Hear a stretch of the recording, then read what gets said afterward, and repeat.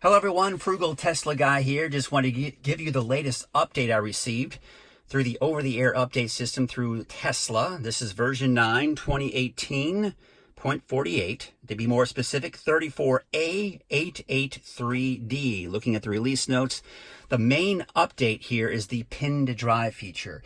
Now this is nothing new to Tesla. What this is basically get in your car and you have to enter a 4-digit PIN in order to drive the car.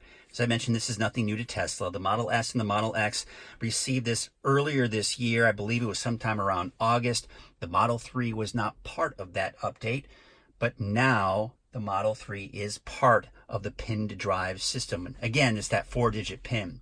Some of the other new things is the mobile app. This release enables you to view nearby charging options in the charging screen of the mobile app. So kind of cool, the new feature there. You can tap on the location to start the vehicle navigation.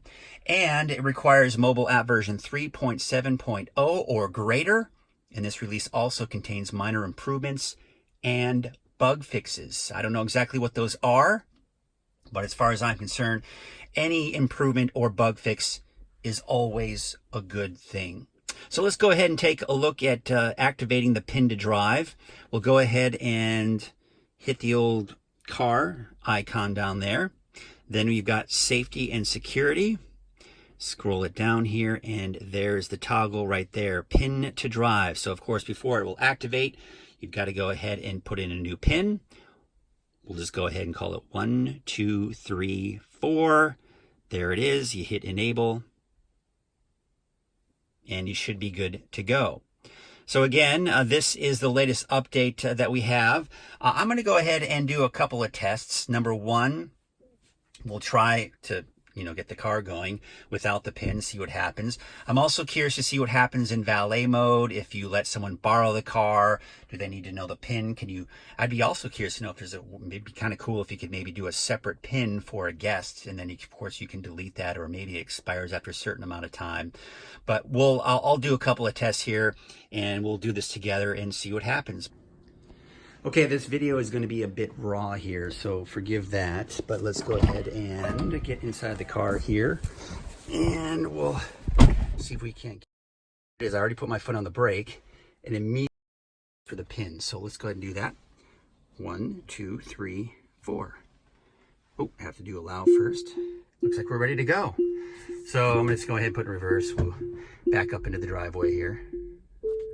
And then from here, what I wanted to do is, I need to clean that screen. Sorry. I'm going to go ahead and put it in park here. And the next thing I want to do is kind of test out to see what happens if we use the key card. See if it'll go ahead and activate without the pin. Okay, here we go. I had to deactivate my phone from the car so we could give this a true test. You'll have to forgive me. We got some traffic going by. Hopefully you can hear me. I've got someone blowing some leaves in their yard, but let's see what happens. I'm going to go ahead and do this. Unlock the car, go ahead and get on in. All right, let's see if we have to use, go ahead and close the door. Let's put this key where it needs to go, and let's see what happens. Oh, there we go. It needs the pin. So if you have it, if you're using the Tesla key, it's still gonna ask for the pin.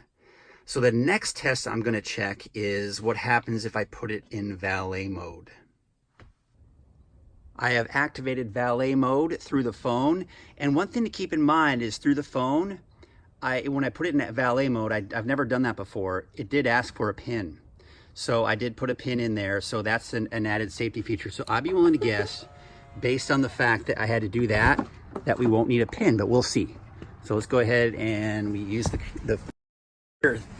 key card to get in, to activate and put it in drive. And there it is. Yeah, we don't need a pin. So that certainly is good news that when you put this in valet mode, that you don't have to worry about giving that person the pin. So just kind of a quick test to see if we need the pin, if we're using the key card in general. And yes, if you're using the key card in general, you will need the pin. However, if it's in valet mode, they'll have to use the key card.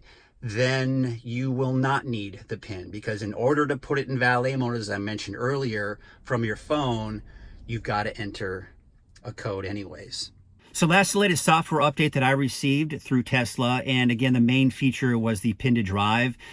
Model S and X have already received this update several months ago. Now the Model 3 is part of it. And I know there are probably some people out there who really are excited about this new update just to add that extra security.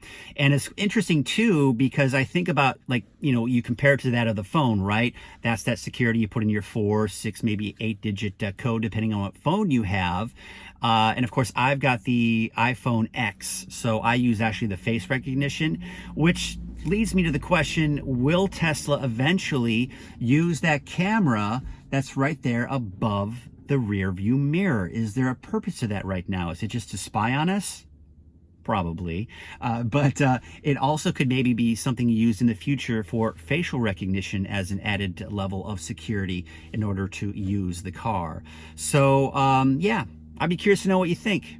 Is this a feature you're excited about? The pin to drive feature that it will soon everyone will be getting here probably within this week. Is this something you plan on using, or are you going to bypass it altogether? I'd be curious to know what you think. If you found this information, or this video informational, that is, be sure to give it a thumbs up. And if you want to see future videos, then you can go ahead and subscribe to my channel. And also, if you plan on buying a Tesla anytime soon, you can use my referral code for 6 months of free charging. I'll be sure to post that link below this video. Until next time, stay safe.